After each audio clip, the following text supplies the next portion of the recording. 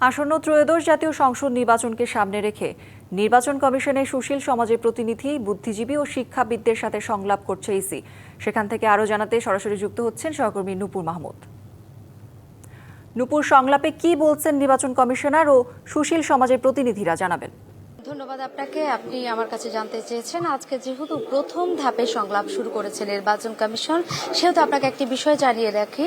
আজকে প্রথম ধাপে হলেও যে পরিমাণে সুশীল সমাজের প্রতিনিধিদের ডাকা হয়েছে নির্বাচন কমিশনের পক্ষ থেকে, তারা কিন্তু নির্বাচন কমিশনের ডাকে এখন পর্যন্ত সবাই সাড়া দেয়নি। 30 জন মতো সুশীল সমাজের প্রতিনিধিদের ডাকলেও মাত্র 13 জন, অর্থাৎ 12 জন বা 13 জন এখন পর্যন্ত এখানে উপস্থিত আছেন এবং সংলাপ কিন্তু বসেছে। বিকালে কিন্তু আরেকটি ধাপে শিক্ষাবিদদের সাথে একটি সংলাপ হবে। তবে এখন পর্যন্ত যেহেতু সংলাপ শুরু হয়েছে, আমরা প্রথম ধাপেই দেখেছি শুরুতে স্বাগত বক্তব্য রেখেছেন প্রধান নির্বাচন কমিশনার AMM নাসিরউদ্দিন। তার সভাপতিত্বেই কিন্তু আজকে এই প্রোগ্রামটি শুরু হয়েছে এবং 4 জন কমিশনার, CC 4 জন কমিশনার সহ সচিব, অতিরিক্ত সচিব সবাই উপস্থিত আছেন এবং 13 জন মতো সুশীল সমাজের প্রতিনিধিরা আছেন। তো প্রথমেই নির্বাচন কমিশনার বলেছিলেন, প্রধান নির্বাচন কমিশনার বলেছেন যে আসলে একটি সুষ্ঠু নির্বাচন করতে যা যা দরকার, যা যা করণীয়, সকল প্রকার প্রস্তুতি নিচ্ছে নির্বাচন কমিশন। ইতিমধ্যে আমরা দেখতে পাচ্ছি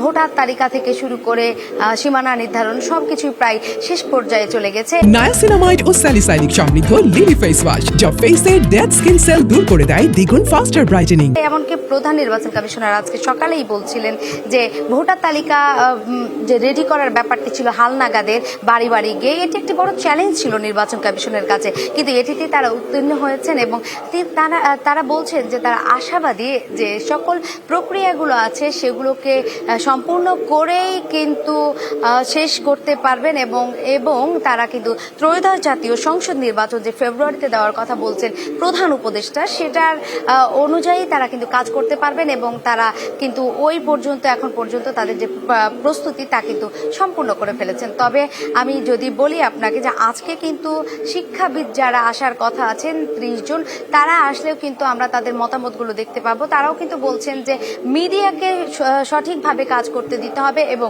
কোনোভাবে কাজে যেন হস্তক্ষেপ না করেন, এই রকম একটা ব্যবস্থা করতে হবে নির্বাচনের কমিশনের পক্ষ থেকে, যাতে করে নির্বাচনটি সুষ্ঠু এবং গ্রহণযোগ্য হয়। এতদিন মানুষ যেভাবে নির্বাচন থেকে বঞ্চিত ছিল, সেই বঞ্চিত কাঙ্ক্ষিত লক্ষ্যে যেন তারা পৌঁছাতে পারে, এই বিষয়টি নিশ্চিত করতে হবে। তারা কিন্তু সুশীল সমাজের যে প্রতিনিধি, তারা কিন্তু নিশ্চিতের দাবি জানিয়েছেন। আমরা কিন্তু দেখতে পাচ্ছি যে বিকালেও তারা যারা আসবেন তারা হয়তো বা এই ধরনের কথা বলবেন। তো আরেকটি বিষয়, যেহেতু আজকে শুরু হয়েছে, এটা চলমান থাকবে, এরপর রাজনীতিবিদদের সাথে বসবেন, বিভিন্ন সুধীজনদের সাথে আবারও বসবেন।